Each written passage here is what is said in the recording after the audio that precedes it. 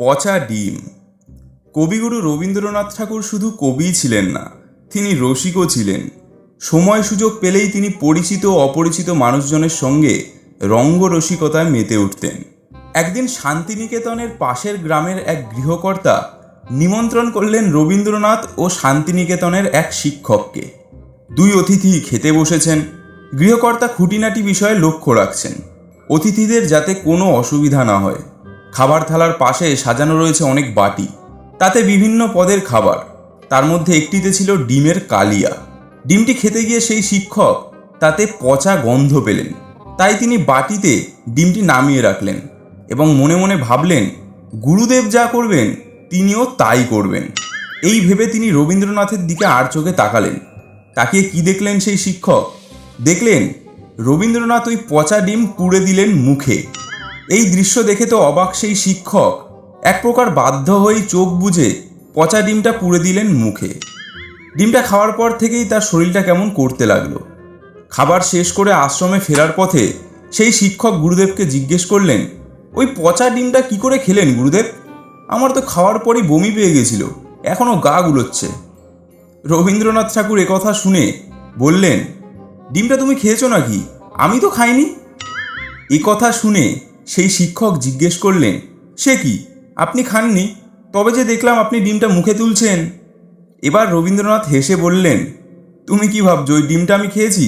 আসলে ডিমটা আমার দাড়ির ফাঁক দিয়ে একেবারে চাপকানের মধ্যে চালান করে দিয়েছি, এখন ওটাকে বার করতে পারলে বেঁচে যাই।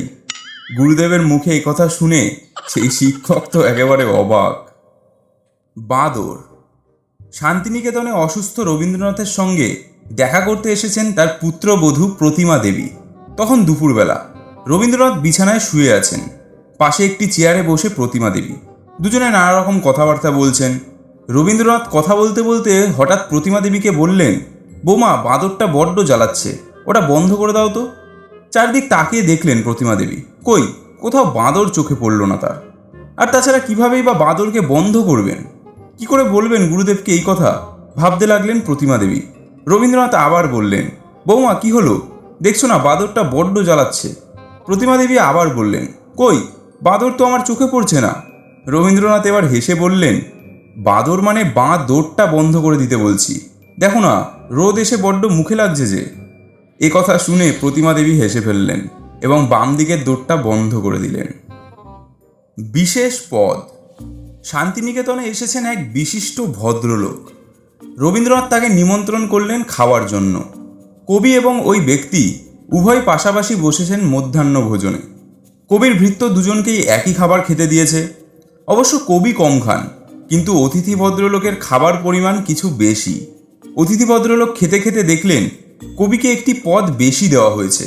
ভদ্রলোক সেই পদটির দিকে বারবার তাকিয়ে দেখতে লাগলেন। মনে মনে ভাবলেন, কবি কেন একটি পদ বেশি খাচ্ছেন? কি পদ ওটি? নিশ্চয়ই কোনো সুস্বাদু পদ। ইস, আমি বঞ্চিত হচ্ছি ওই বিশেষ পদটি থেকে। কবি বুঝতে পারলেন ভদ্রলোকের মনের কথা। ভদ্রলোকটি যেভাবে বারবার ওই পদটির দিকে তাকাচ্ছেন, তাতে যে কোনো মানুষেরই বুঝতে অসুবিধা হওয়ার কথা নয়। কবি তখন তার ভৃত্যকে ডেকে গম্ভীরভাবে বললেন, আমি এসব পক্ষপাতিত্ব একদম পছন্দ করি না। যেহেতু আমি তোমাদের গুরুদেব, সেই জন্য টপ করে কিনা এই পদটা আমাকে বেশি দিয়ে দিলি। এই পদটা নিয়ে এসে ওই বাবুকে দে। ভৃত্য বাটি ভর্তি সেই বিশেষ পদ ভদ্রলোকটির খাবার থালার পাশে এনে রাখল। পদটি হাতে তুলে মুখে দিতেই ভদ্রলোক মুখ বেঁকিয়ে উঠলেন। রবীন্দ্রনাথ তখন হেসে বললেন, কেমন লাগলো পদটা? ওটা আর কিছুই নয়, নিম পাতা বাটা, খান খান। ভদ্রলোকটি তখন হেসে ফেললেন এবং মনে মনে ভাবলেন, এই পদটির জন্য আমার মনে এত লালসা জেগেছিল, ইস। চিরঋণী। শান্তিনিকেতনে রবীন্দ্রনাথ একজনকে গল্প করতে করতে বলেছিলেন, একটি লোক আমার কাছে এসে 10টা টাকা ধার নিয়ে গিয়েছিল। নেবার সময় বলেছিল, গুরুদেব আমি আপনার কাছে চিরঋণী রইলাম।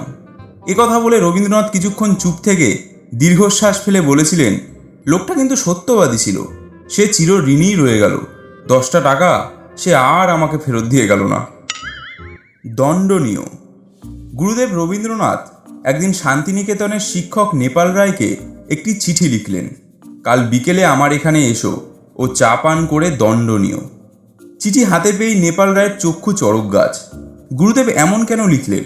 চা পান না হয় ঠিক আছে, কিন্তু দণ্ড নেওয়ার কথা লিখলেন কেন? কি কি এমন অপরাধ হলো রে বাবা? সত্যি কি শাস্তি পাওয়ার মতো কিছু হয়েছে? চিন্তায় পড়লেন নেপাল রায়।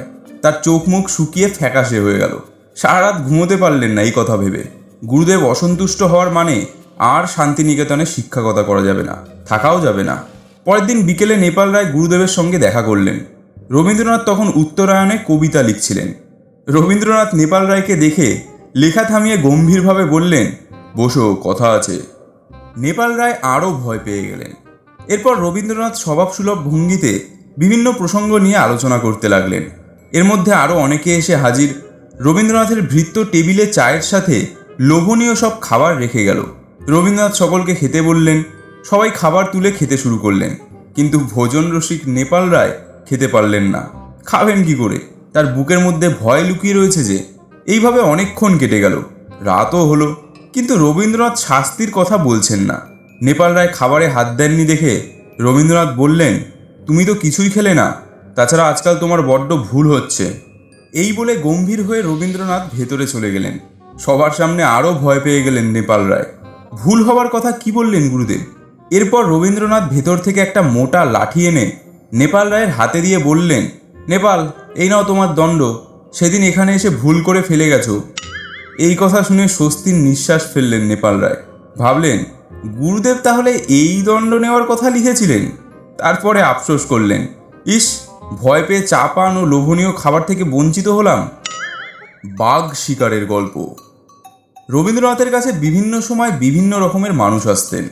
একদিন সন্ধেবেলায় বিখ্যাত শিকারী কুমুদনাথ চৌধুরী এসেছেন রবীন্দ্রনাথের কাছে, হাতে শিকারের বন্দুক। এসেই তিনি গুরুদেবের কাছে সগর্বে নিজের বাঘ শিকারের গল্প করতে লাগলেন। গল্পের মাঝে তিনি রবীন্দ্রনাথকে জিজ্ঞেস করলেন, গুরুদেব, আপনি কখনো বাঘ শিকার করেছেন? গম্ভীর মুখে রবীন্দ্রনাথ সঙ্গে সঙ্গে উত্তর দিলেন, বাঘ শিকার? তা এক আধটা নয় ভাই, বোধহয় গুণে শেষ করা যাবে না। এ কথা শুনে কুমুদনাথ সহ অন্যরা অবাক।